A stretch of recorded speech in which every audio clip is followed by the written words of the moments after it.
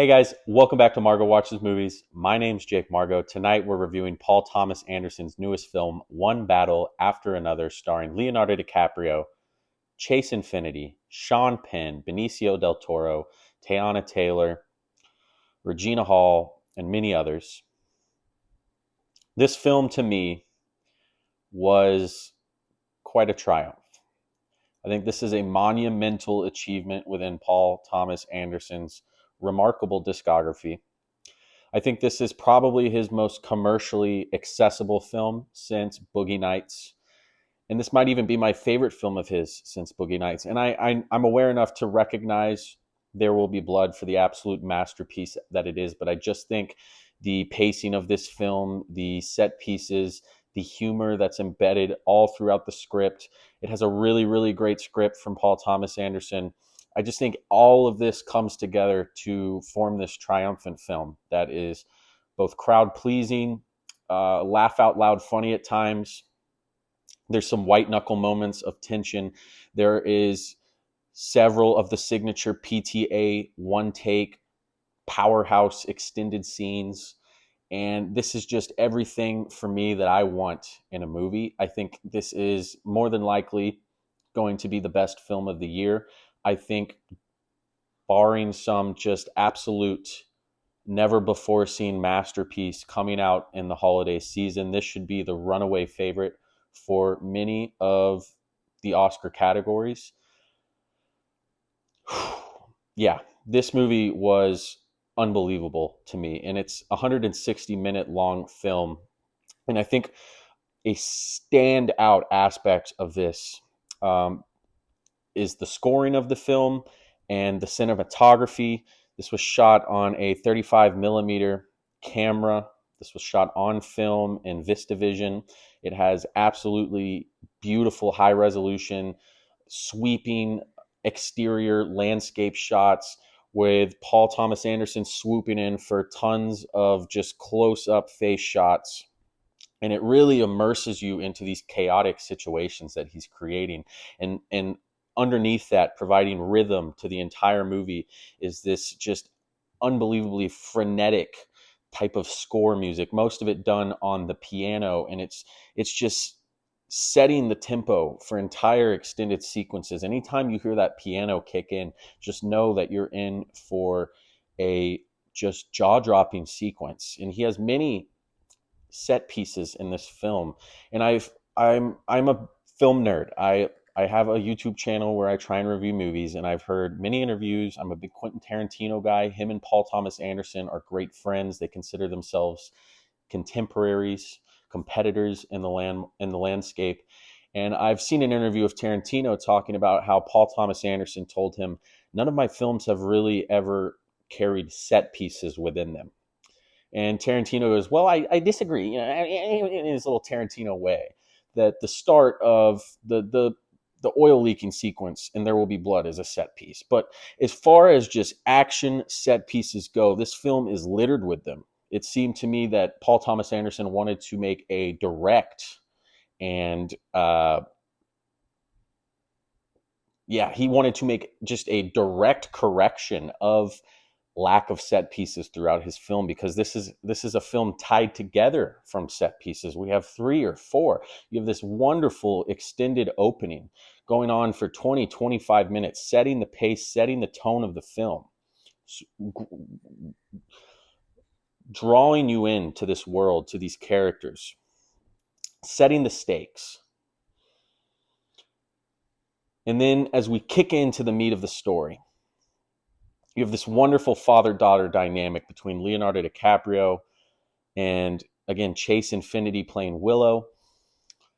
The plot of the film, if you're not familiar with it, I'll be very, very vague because, again, this is going to be spoiler-free, but essentially a now father who was once part of, whether you label it a militia group, a rebellious militia group, or a group of domestic terrorists, that really comes down to your preference. He has since left that life, raising his daughter, and his past starts to catch up to him. Now, let's get into the performances real quick. I think Leonardo DiCaprio, one of my all-time favorite actors, is in resounding form here. I think he is very Oscar worthy. I think he could easily win Best Actor. He deserves it from what I've seen so far in performances this year. And it's not just the layers that he always brings. And my favorite thing about watching Leonardo DiCaprio act, and it was so prevalent and obvious in IMAX, is you see his eyes. He is locked in. This is the character he is playing. There's no glimpses of an actor. He loses himself in the role. And he brings so much comedic timing. The same timing that he had playing Rick Dalton in Once Upon a Time in Hollywood is prevalent here. And many of the film's big laughs, obvious moments of comedy come from him. I also think Sean Penn is just breathtaking as the film's antagonist. He is an absolute and utterly despicable character. Yet at the same time, this little walk he's embedded with the character is the most brilliant piece of physical acting, and it brings physical comedy to the film as he plays this military officer with a figurative stick up his rear. And I actually could see him winning an Oscar as well for the movie. I think Regina Hall, who got her start in the scary movie parodies, the Wayans brothers films, in limited screen time, is absolutely incredible. Rapper musician Teyana Taylor, in a limited role, plays a absolutely character you despise, but she crushes it. And newcomer Willow, I've already forgot the actress's name. I apologize, but I've said it like 3 times. So I guess that's on me. But if you can't remember it, that's on you too. She is phenomenal in the movie. These are all actors that are worthy of Oscar nominations. And I do think, again, the cinematography to me in this film is absolutely breathtaking at times. These wide landscape shots. Most of the film is shot in the desert hills of California. And the scenery combined with these quick cuts to these enclosed shots of, close-up faces, it just adds this chaos to the movie. And these extended set pieces, again, with the score music and that piano that's just tapping along, it's there's this musical rhythm to it. And it all just comes together and coalesces into this wonderful high-stakes film. I think this is an absolute grand slam from Paul Thomas Anderson. I think that this is the best movie of the year. It's not even close, if I'm being honest. I think from just a pure enjoyment and commercial standpoint, F1 would be a nice competitor in that regard, and I could understand why people would enjoy that more.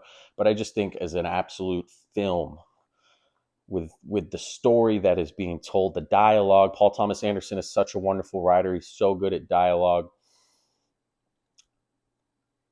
This is a must-see movie. It is a must-see movie in IMAX. It's what I saw in IMAX. I saw it with my girlfriend tonight.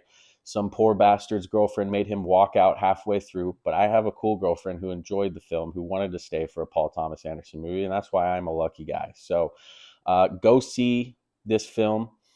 I really want to process it before I would give it the rating I kind of want to give it. And I'll include my rating scale in the description below. Just know I'm very much considering it, but for the time being, I'll be a coward and I'll give this an all-time classic rating. High, though I am considering Transcendent Masterpiece, because to me, this is in that realm of No Country for Old Men. This is the best film I've seen, just from a pure enjoyment standpoint, where I could see myself rewatching this once a year, once every 2 years since Boogie Nights. This is just everything you want in a film. It's there to find. Go see One Battle After Another, the new film from Paul Thomas Anderson. That's all for me, guys. Let me know in the comments, have you seen the film? What'd you think? Do you agree with my take? Did you like the review? If you did, don't be afraid to hit that subscribe button. I'm a growing channel. I would love some new subscribers. Love to bring some new eyes to the channel. You got any feedback on my critique, on my review analysis and style? I'd love to hear it. Again, I'm new. I'm open ears. But besides that, guys, give me a like, Give me a subscribe. That's all for tonight. Thanks for tuning in as always. This is Jake Margot with Margot Watches Movies. We'll see you next time.